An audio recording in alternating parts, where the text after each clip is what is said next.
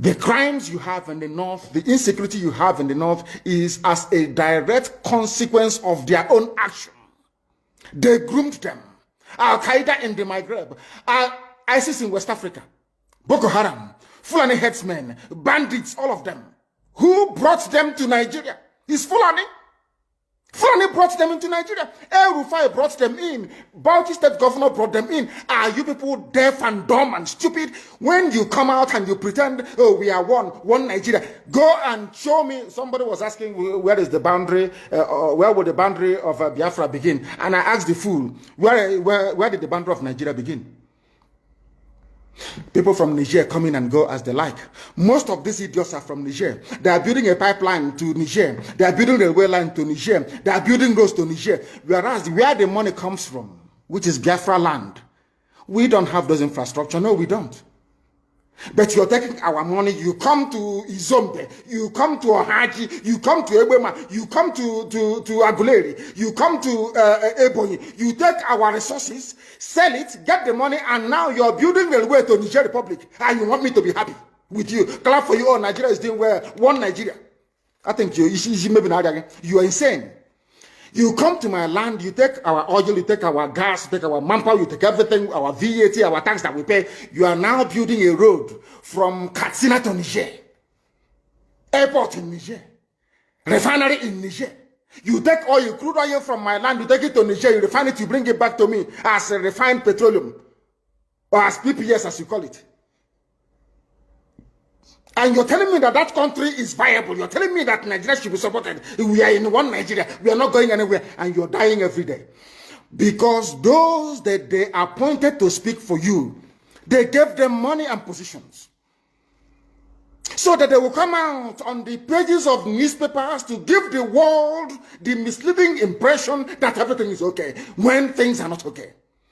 Go through the statements of Ohaneze and see the contradictions in it. Nigeria is not working. We are marginalized. And then you come back and say Nigeria is one. We must stay in it together. Are you not foolish? These are the useless intellectuals that you have. On one hand, you say Nigeria is not working. You're marginalized. You are being discriminated against. You're suffering. They're killing you everywhere. And you come back to the same place and say Nigeria must be one.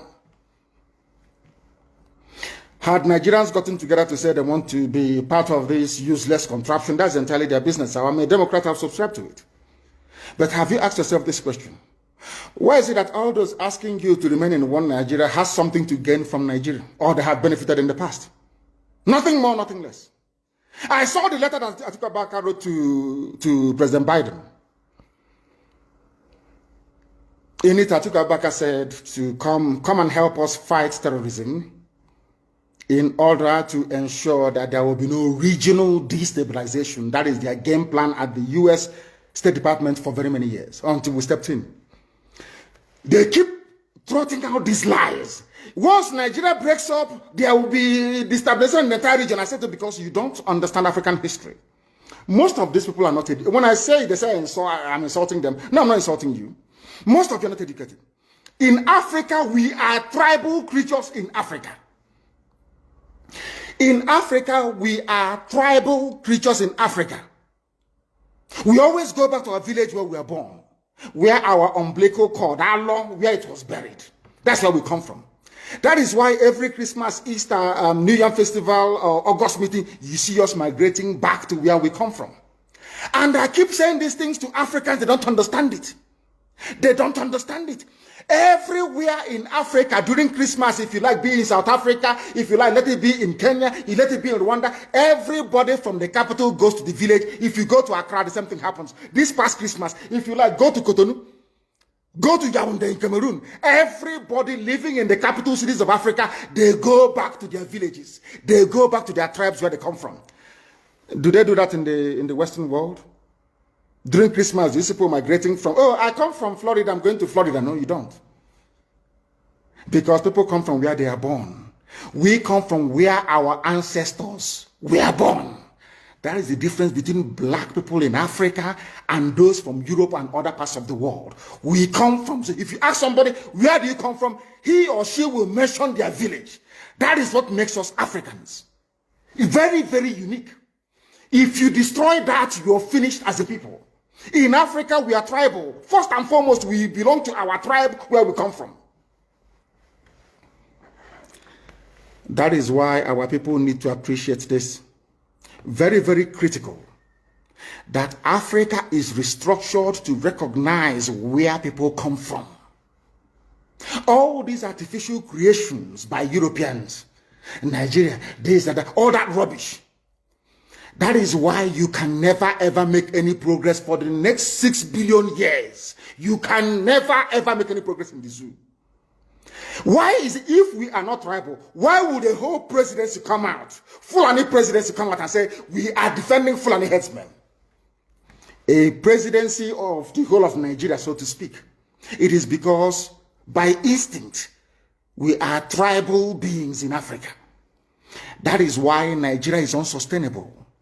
That is why the man from Ishekiri has to vote to say, this is where I want to belong to. That is why referendum is the only way forward. That is why Africa is poor. Africans must recognize that this is who we are. You cannot live in Lagos if you're an Igbo man. During Christmas, you start traveling to Sokoto. It's impossible. You must go to Igbo land. You must. That's where you come from. And if they ask you, oh, but you were born in Lagos, you will say, no, that's where my parents come from. They ask your parents will say, that's where my parents come from. They will keep going back until they get to perhaps the 100th generation. That is who we are. And nobody can change it.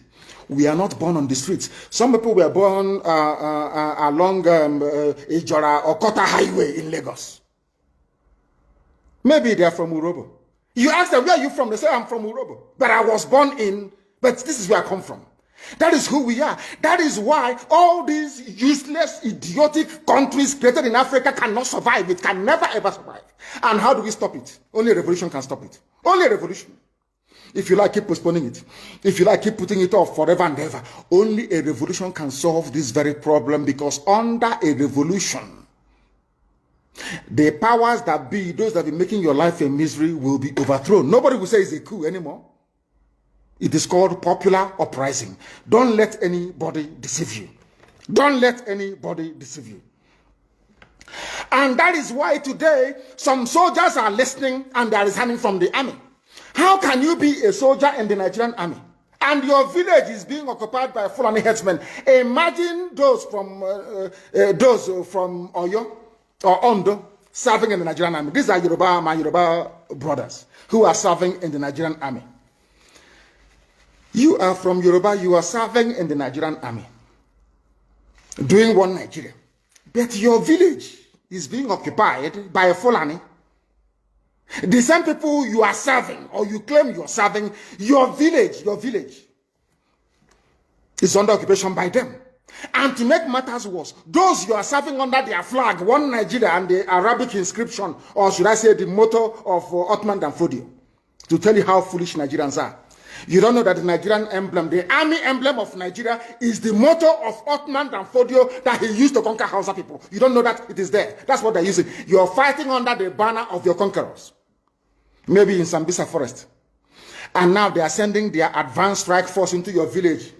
And you're doing one Nigeria. I'm a Nigerian soldier. I'm a Nigerian army. That is why I commend the 127 soldiers that have resigned so far from the army. If you don't do these things I'm asking you to do, you will, when the time comes, as I'm telling them now, remember 2015, remember 2014, remember 2013, I told you all these things. I told you what was going to happen, and now they have all happened before your eyes. You've seen it. I'm warning you now. If you're serving in the Nigerian army, and you think you're loyal to Buratai, you think I'm serving my Nigeria is not a fatherland or motherland to anybody. Nigeria is not a motherland or fatherland to anybody. Nigeria is purely a British creation. A British creation. Because if Nigeria was to be a nation or country, there is no way those that call themselves the presidency Asoro can come out to support illegality in Ondo State. Because they know they are doing it for that. Why do you think they want to avenge and revenge for Sir Ahmadu Bello? Why? They knew that Ahmadu Bello and his people, so to speak, were fighting for them. They understood that. At the time, the Hausa people thought that the Fulani was fighting for them, but today it's very clear. I asked you a simple question when I began. Are you hearing Hausa Fulani anymore? No, it's only Fulani, because they have taken over the entire corner. That is one thing you need to understand. People must begin to appreciate this. If you are in the Nigerian army and you're serving the Nigerian army, you are only paving the way for the conquest of your village, the rape of your daughters, and the abduction of your mothers. I'm telling you this. You are in the Nigerian army, yes. But what the Fulanis have got in store for you is to overwhelm and to conquer you. I feel sorry for those of you who are so foolish that they cannot resist.